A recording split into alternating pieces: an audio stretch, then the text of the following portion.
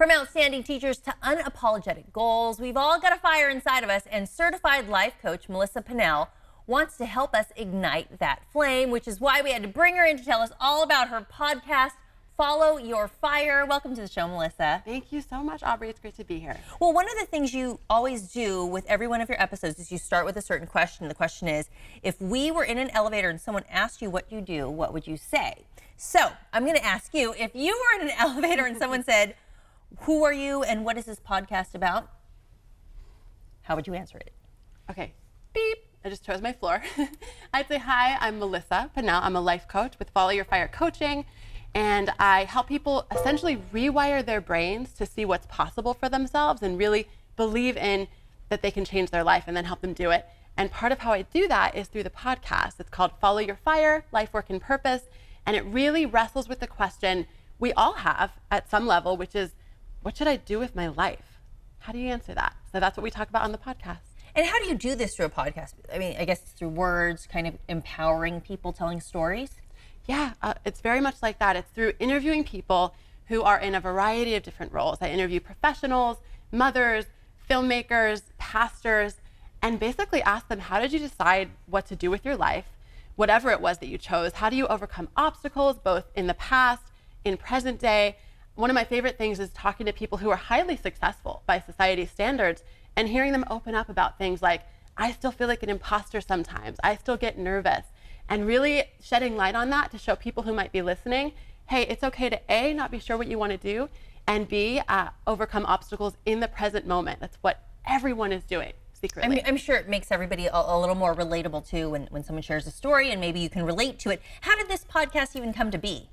Yeah. So I came by the work honestly because I struggled for years just wondering, what should I do with my life? And feeling this intense pressure to do something big or important, feeling like I had this potential that was being wasted.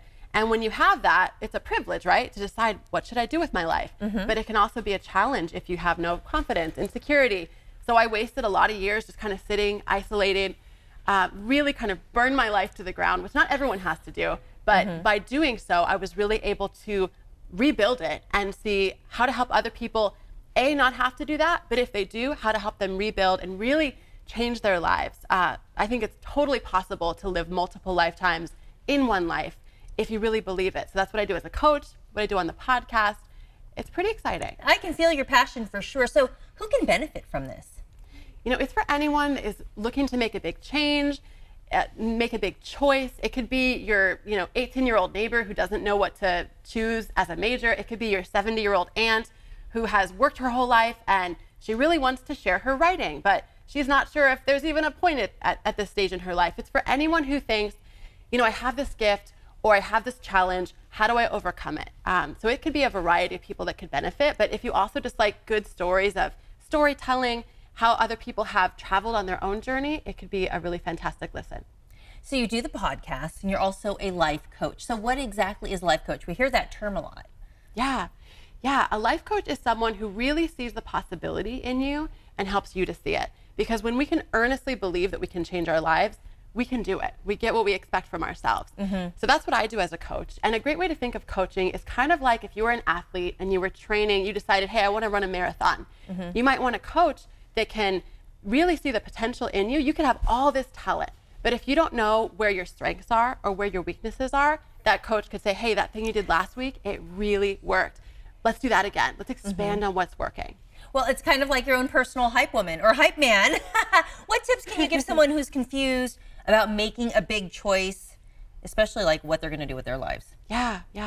So I would tell them, first of all, don't wait for an epiphany because they're great, but they don't always come. Secondly, I would say, look at what information is available and recognize that if you're really making a choice conscientiously, it is the right one. There are no good and bad decisions. There's just decisions that we make. But still, like what information is available, right? What I would do as an action is sit down with a notebook-sized paper, and write 3 pages, just stream of consciousness about this decision, right? Mm-hmm. What do I want to do with my life? And maybe you'll start with that choice, and you'll start talking about your neighbor and their leaf blower and how loud it is. Write whatever comes to mind. So start writing it out and then take it from there. All right, very good Exactly. information. For more from Melissa, you can subscribe to her podcast, Follow Your Fire, and also check her out at the website, followyourfirecoaching.com. This interview involves commercial content. The products and services featured appear as paid advertising.